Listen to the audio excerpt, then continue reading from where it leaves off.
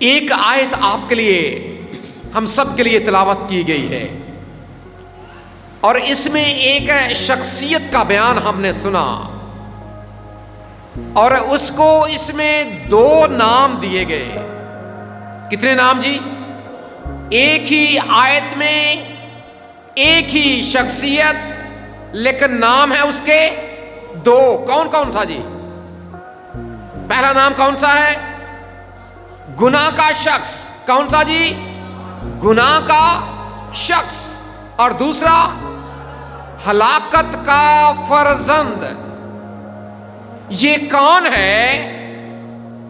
اور پھر یہ کہ خدا کا بندہ مقدس پلس رسول، اس نے تھسلنیکے کی کلیسیا کو یہ نام بتا کر کیا سکھانا چاہتا ہے؟ ان کو کیا بتانا چاہتا؟ اور ہم نے اس بات پر غور کیا تھا کہ خط اس لیے لکھے جاتے ہیں تاکہ نہ صرف حال احوال جانا جا سکے، بلکہ اس کے ساتھ ساتھ جب ہم بائبلی خطوط کی بات کرتے ہیں تو یہ خط اس لیے لکھے گئے تاکہ ان لوگوں کو خبردار بھی کیا جا سکے اور ان کو کچھ نصیحتیں کی جا سکے، ان کو کچھ بتایا جا سکے، تاکہ وہ اپنی زندگی میں اور خاص طور پر وہ اپنی روحانی زندگی میں اور زیادہ آگے بڑھیں، روحانی پختگی انہیں اور زیادہ ملے، وہ ایمان کی مضبوطی میں اور آگے بڑھتے چلے جائیں۔ اور اسی بات کو سامنے رکھتے ہوئے تسالونیکیوں کا یہ دوسرا خط پولس رسول نے تحریر کیا، اور سب سے پہلے اگر آپ اس کے پہلے باب کو پڑھیں گے، وہ ان کے ایمان کی تعریف کرتا ہے، وہ ان کے ایمان میں قائم رہنے کی تعریف کرتا ہے، اور وہ ان باتوں کی تعریف کرتا ہے، ان خوبیوں کی تعریف کرتا ہے جو ان کے اندر پائی جاتی ہیں کہ وہ حقیقی تعلیم کو تھامے ہوئے ہیں اور ایمان میں آگے بڑھ رہے اور ترقی کر رہے۔ پھر اس کے ساتھ اس کے کچھ دعائیہ الفاظ بھی ہیں جو آپ کو آگے جا کر بھی لکھے ہوئے ملتے ہیں، کہ وہ کہتا ہے کہ میں تمہارے لیے دعا گو ہوں کہ تم اسی طرح ایمان میں قائم رہو زندگی میں، اور زندگی کے میدان میں آگے بڑھتے چلے جاؤ، تاکہ آپ اس منزل کو پالو جو آپ کے خدا نے آپ کے لیے تیار کر رکھی۔ لیکن اس منزل کو پانا، یاد رکھیں، یہ اتنا آسان نہیں۔ ہمیشہ کی زندگی کی خواہش کرنا یہ بڑا آسان ہے، ہمیشہ کے ابدی آرام کے بارے میں سوچ لینا یہ بڑا آسان ہے، لیکن اس تک پہنچنا، اس کی وجہ کیا ہے؟ وجہ یہ ہے کہ اس میں کوئی شک نہیں کہ خدا تو چاہتا ہے کہ کوئی بھی ہلاک نہ ہو، کیونکہ پاک کلام میں یہ بھی لکھا ہے کہ وہ کسی کی ہلاکت نہیں چاہتا، بلکہ کیا چاہتا ہے کہ سب کی توبہ تک نوبت پہنچے اور سب بچ جائیں۔ لیکن خدا کے اس منصوبے کے مخالف بھی بہت سی قوتیں کام کرتی، خدا کے اس منصوبے کے مخالفت میں، تاکہ اب خدا کی پاک مرضی تو یہ ہے کہ کوئی ہلاک نہ ہو، خدا کی پاک مرضی تو یہ ہے کہ سارے کے سارے بچ جائیں، خدا کی پاک مرضی تو یہ ہے کہ سارے کے سارے لوگ ابدی آرام اور ابدی سکون میں چلے جائیں۔ لیکن اس کے ساتھ ایک اور شخصیت ہے جو چاہتی ہے کہ نہ میں بچا ہوں اور نہ کوئی اور بچے۔ اسے پتا ہے کہ میں نے تو ہلاک ہونا ہے، اسے پتا ہے کہ میں نے تو وہاں پر جانا ہے جہاں پر رونا اور دانتوں کا پیسنا، لیکن وہ چاہتا یہ ہے کہ وہ سب کو اپنے ساتھ لے کر چلا جائے۔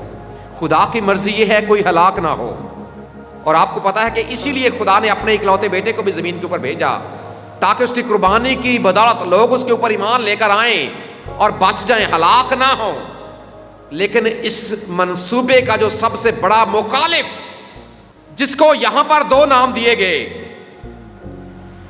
دو نام ابھی آپ نے وہ نام سنے بھی ہیں، پڑھے بھی ہیں. پہلا نام گناہ کا شخص، دوسرا نام ہلاکت کا فرزند. وہ نہیں چاہتا کہ کوئی توبہ کرے، وہ نہیں چاہتا کہ کوئی بچے، اور وہ نہیں چاہتا کہ کوئی ہمیشہ کی زندگی میں چلا جائے، وہ نہیں چاہتا کہ کوئی ابدی آرام میں چلا جائے. اس لیے وہ خدا کے اس منصوبے کی شروع دن سے ہی مخالفت کر رہا. اور خدا کے بندے پولس رسول نے تھسلونیکے کی کلیسیا کو خبردار کرتے ہوئے اس بات کو لکھا، کیونکہ اس وقت بھی کچھ ایسی بدعات، کچھ ایسی تعلیمات اور کچھ ایسے لوگ سر اٹھا رہے تھے کہ جو استعمال ہو رہے تھے اسی منصوبے کے لیے. اور یہ بات بھی آپ نے یاد رکھنی ہے. ویسے تو ہم جب جائیں گے مکاشفہ کی کتاب کے اوپر، جب ہم مکاشفہ کی کتاب کے حوالے سے سیکھیں گے تو اس میں ہم اس کے بارے میں تفصیل کے ساتھ سیکھیں گے کہ یہ اصل میں ہے کیا، کیونکہ اسے یہاں پر دو نام دیے گئے ہیں، لیکن اس کے علاوہ بھی اسے کچھ اور نام بھی دیے جاتے ہیں. اور اس کے بارے میں جب آپ پڑھنا شروع کریں گے بہت سے نام آپ کو لکھے ہوئے ملیں گے. کہیں پر اسے اینٹی کرائسٹ کہا گیا ہے، مخالف مسیح بھی اسے کہا گیا ہے. پھر اس کے حوالے سے اگر آپ اس کو اعداد میں سیکھنے کی کوشش کریں گے تو اس کے حوالے سے آپ کو 666 میں بھی کچھ لوگوں نے اس کے حوالے سے بھی پڑھا جی. 666 کے حوالے سے یہ شیطان کا نمبر ہے. 666 6 اور 3 دفعہ 6. اور یہ کئی بار سوال بھی کیا جاتا ہے.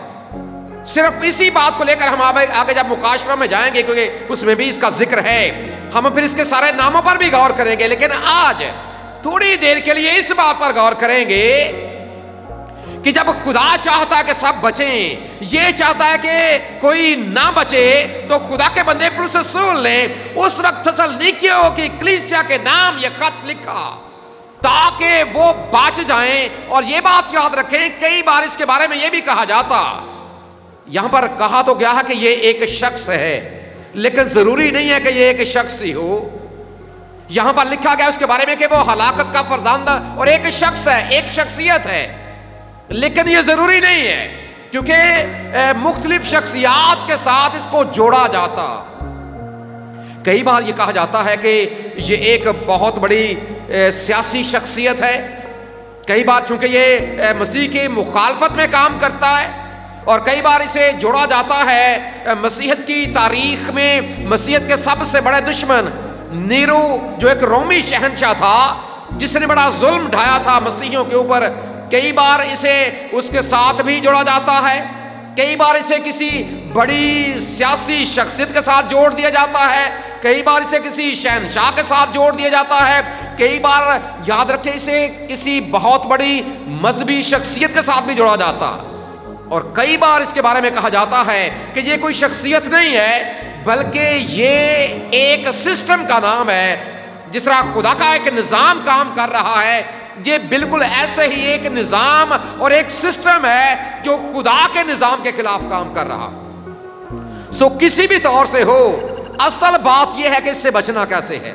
اصل بات یہ ہے کہ ہم نے اس سے محفوظ کیسے رہنا ہے. اور اصل بات یہ ہے کہ اس دنیا میں رہ کر جب چاروں طرف، اگر ہم سسٹم کی بات کریں، شخصیات کی بات کریں، اور خاص طور پر اس کے حوالے سے ایک اور بات بھی کی جاتی ہے کہ یہ مذہب کا استعمال بھی کرتا، اور اس کے حوالے سے یہ بات بھی کی جاتی ہے کہ یہ ایسے کام کرتا ہے کہ جو بہت سے لوگ ہیں دیکھنے والے وہ قائل ہو جاتے ہیں، مائل ہو جاتے ہیں کہ واقعی یہ تو اتنے معجزات کرتا ہے. تو جب یہ معجزات کرتا ہے تو اس کا مطلب یہ ہے کہ یہ خدا ہی کی طرف سے ہے. لیکن ہم نے خبردار رہنا ہے، اور آپ کو یہ پتا ہونا چاہیے کہ خداوند یسوع مسیح نے اپنی زبان مبارک سے یہ کہا تھا کہ میرے نام سے جب بہت سے لوگ معجزات کریں گے اور وہ میرے سامنے دعویٰ کریں گے اس بات کا کہ خداوند دیکھ ہم نے تیرے نام سے بڑے بڑے کام کیے، ہم نے تیرے نام سے بڑے بڑے کیا کیے، معجزات کیے. لیکن خداوند کیا کہے گا کہ میں تم کو وہ معجزات اسی وسیلے سے ہوا ہوں گے. لیکن پہچان ہم نے کرنی.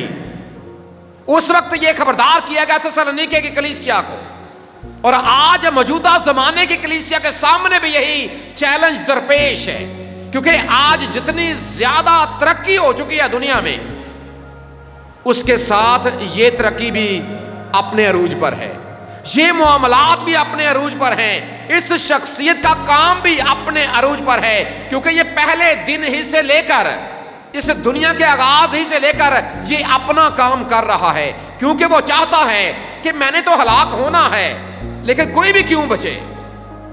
اب اس کا آغاز تو اصل میں باغ عدن میں ہو گیا تھا، جب ہوا کو بہکایا گیا اور اس کے سامنے ایک بات کو رکھا گیا کہ جب ہوا سے پوچھا نا کہ کیا خدا نے واقعی منع کیا ہے، اس نے کہا جی ہاں، خدا نے منع کر دیا کہ آپ نے اس درخت کا پھل نہیں کھانا، جس دن تم کھاؤ گے تم مر جاؤ گے۔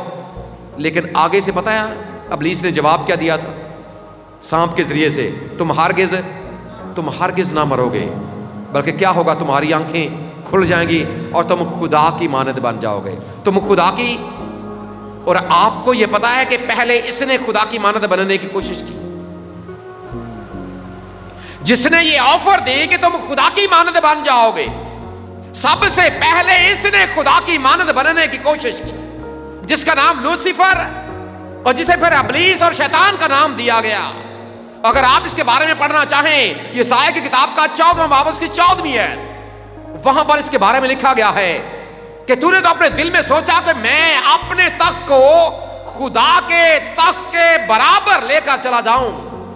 اور اگر اسی بات میں آپ اسی حوالے میں جو بھی آپ نے پڑھا بھی ہے، اگر آپ اس سے اگلی آیت پڑھیں گے نا تو اس سے اگلی آیت میں یہی کہا گیا ہے کہ یہ خدا کا مخالف ہے اور یہ اپنے آپ کو خدا سے بھی بڑا بناتا۔ اس نے اپنے دل میں سوچا کہ میں خدا نے تو اپنا تخت قائم کیا ہے، اس نے اپنے دل میں سوچا کہ میں اپنے تخت کو خدا کے برابر بلکہ خدا سے بھی بڑا کر لوں گا۔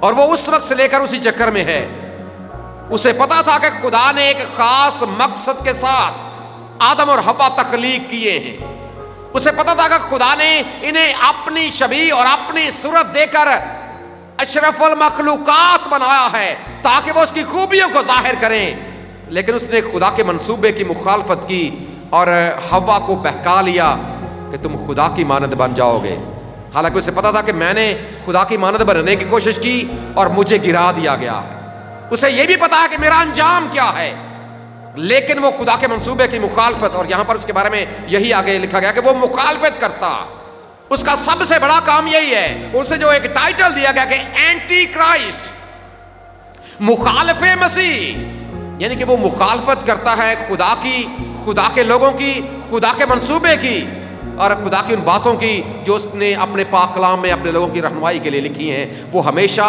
ان کا نتیجہ الٹ دیتا اور لوگوں کو اپنے چکروں میں ڈال لیتا ہے۔ جب ہوا نے حالانکہ خدا نے کہا کہ تم مر جاؤ گے، اس نے کہا کہ تم ہرگز نہیں مرو گے، پھر اگلی بات یہ کہی کہ تم خدا کی مانند بن جاؤ گے۔ آج بھی یاد رکھیں، وہ چاہے کوئی سسٹم ہے یا چاہے کوئی شخص ہے، کیونکہ ابلیس مختلف طرح سے آج بھی برسرے بیکار، وہ آج بھی مخالفت کر رہا ہے، وہ آج بھی لوگوں کو قائل کر رہا ہے، کئی بار معجزات کے ذریعے سے، کئی بار کچھ ایسے کام کرنے کے ذریعے سے، کئی بار ایسی شبدہ بازی کے ذریعے سے، اور کئی بار ایسے کام اور کارنامے کرنے کے وسیلے سے تاکہ وہ لوگوں کو قائل کر سکے کہ دیکھو میری بھی حکمرانی ہے، دیکھو میں بھی ناممکن کام کر لیتا۔ لیکن اب یہ لوگوں کے اوپر ہے کہ وہ کیسے پہچان کرتے ہیں اس کی، لیکن اس کا ایک خاص مقصد یہ ہے کہ وہ آپ کو بہلا کر پھسلا کر ایک شکنجے میں جکڑ لے، ایک پھندا جو آپ کے لیے اس نے تیار کر رکھا ہے وہ مختلف طرح سے پھنساتا ہے۔ کئی بار وہ کسی انسان کا استعمال کرتا، کئی بار وہ کسی شخصیت کا استعمال کر لیتا ہے، حتیٰ کہ وہ مذہبی شخصیات کو بھی نہیں چھوڑتا۔ بلکہ اگر آج کل کے زمانے کی بات کی جائے تو آج کل مذہبی شخصیات زیادہ ملوث ہمیں نظر آتی ہیں اس معاملے میں۔ مذہب کا جس قدر آج غلط استعمال کیا جا رہا، تروڑ مروڑ کر باتیں پیش کی جاتی، لوگ قائل ہو جاتے ہیں، لوگ مائل ہو جاتے ہیں، اور پھر وہ اسی چکر میں، کیونکہ پھندے کی یاد رکھیں، پھندے کی ایک خوبی ہوتی، بلکہ دو خوبیاں ہوتی ہیں پھندے کی۔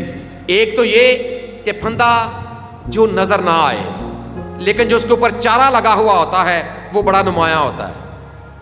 پھندا جب آپ لگاتے ہیں کسی جانور کو پکڑنے کے لیے، اس میں کوشش لگانے والے کی یہ ہوتی ہے کہ چارہ بڑا نمایاں ہو اور جو پھندا ہے وہ نظر نہ آئے، تاکہ اسے کو کھانے کے چکر میں جب جانور وہاں پر پہنچے گا اس میں جکڑا جائے گا.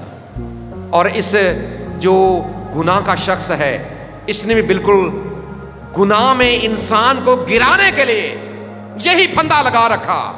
وہ سبز باغ دکھاتا ہے، کچھ بھی نہیں ہوگا، انہیں نال کی ہو جانا، انہیں کو نال کی ہو جانا. آنے والے وقتوں کے بارے میں وہ گمراہ کرتا، کچھ بھی نہیں ہوگا. لے خدا تو چکا نہیں کچھ بھی نہیں ہوتا. اج لے فلاں کیتا ہے انہوں کچھ ہویا ہی، فلاں نے اج کر لیا انہوں کی ہو گیا. بہت سی مثالیں ہمارے سامنے، بہت سی دلیلیں ہمارے سامنے، کئی بار انسانوں کو لے کر، کئی بار کسی اور کو لے کر، کئی بار حالات کو لے کر، کئی بار معاملات کو لے کر وہ ہمارے سامنے ایسی ہی باتیں رکھتا اور پھر ہمیں ایسے سبز باغ دکھاتا ہے، ایسے سبز باغ. اور آج بھی دیکھیں اس وقت تو اس نے ہوا سے کہا تھا تم خدا کی مانند بن جاؤ گے. آج اگر آپ کسی سے کہیں گے نا کوئی چھوٹا سا عہدہ کسی کو آفر تو کر کے دیکھیں، چھوٹا سا عہدہ کسی کو آفر کر کے دیکھیں، وہ آپ کے پیچھے پیچھے ہوگا. چھوٹی سی کسی کو آپ آفر تو دیں، روپے پیسے کی آفر آپ دے دیں، وہ آپ کے پیچھے پیچھے ہوگا اور انسان پہ پھنس جاتا ہے. آدم اور حوا بھی پھنس گئے اور آج کا انسان بھی دھنستا چلا جا رہا ہے انہی آفرز کے پیچھے.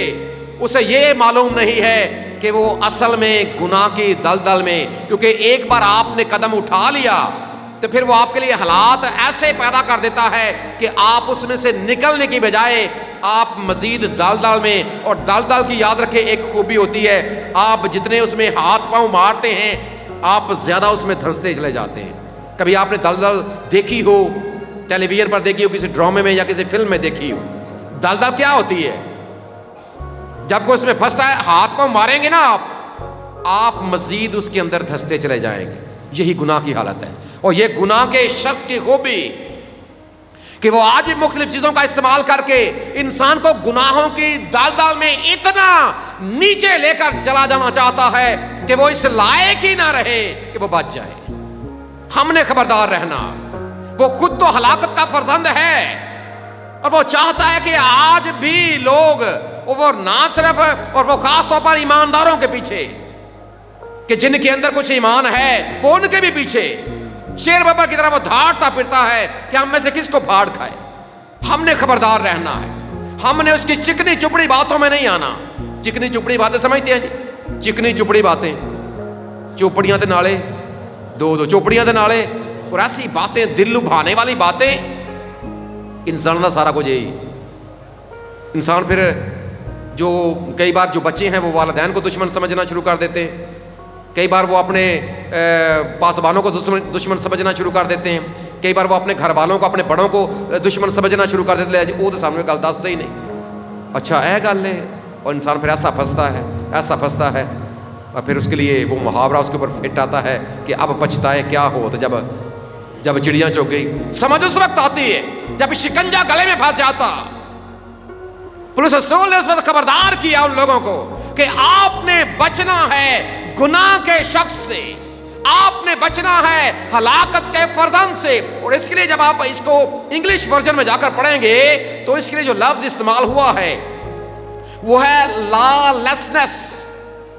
لا LAW لا، اس کا مطلب کیا ہوتا ہے؟ قانون. اور جب آپ اس کے ساتھ نیس کا لفظ لگائیں گے، لیس کا، لا لیس، جس کا کوئی قانون.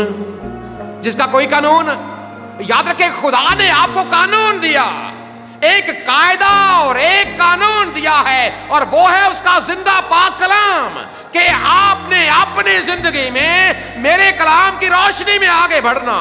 اور اسی لیے تو زبور نویس نے لکھا کہ تیرا کلام میرے قدموں کے لیے چراغ اور میری راہ کے لیے روشنی. خدا کا پاک کلام ایک قانون ہے، ایک قاعدہ ہے کہ آپ نے بے قاعدہ نہیں چلنا، آپ نے ایک قاعدے کے ساتھ چلنا ہے، ایک قانون کے ساتھ چلنا ہے. کچھ آپ نے کرنا ہے اور کچھ آپ نے نہیں کرنا. لیکن جب آپ اس کی بات کریں گے یہ آندہ جی سارا کچھ جائز جی، سب کچھ ہے جڑا جو مرضی کرو، جو مرضی. یہ کہتا ہے کہ جوان اپنی جوانی میں اپنی آنکھوں کی منظوری میں چل، جو کچھ مرضی کر، تجھے کوئی نہیں پوچھے گا. لیکن کلام کہتا ہے کہ تو جو کچھ بھی کرے گا تجھے اس کا حساب دینا پڑے گا. ایک وقت آئے گا کہ تجھے کٹہرے میں کھڑا ہونا پڑے گا. یہ کہتا ہے کوئی کٹہرا نہیں جے یہ آندہ جے اے جگ مٹھا تے اگلا کنے. جو کچھ مرضی کریں، اس کا کوئی قاعدہ، اس کا کوئی قانون نہیں ہے. لیکن یہ ہلاکت کا فرزند ہے، یہ پاک کلام کا فیصلہ.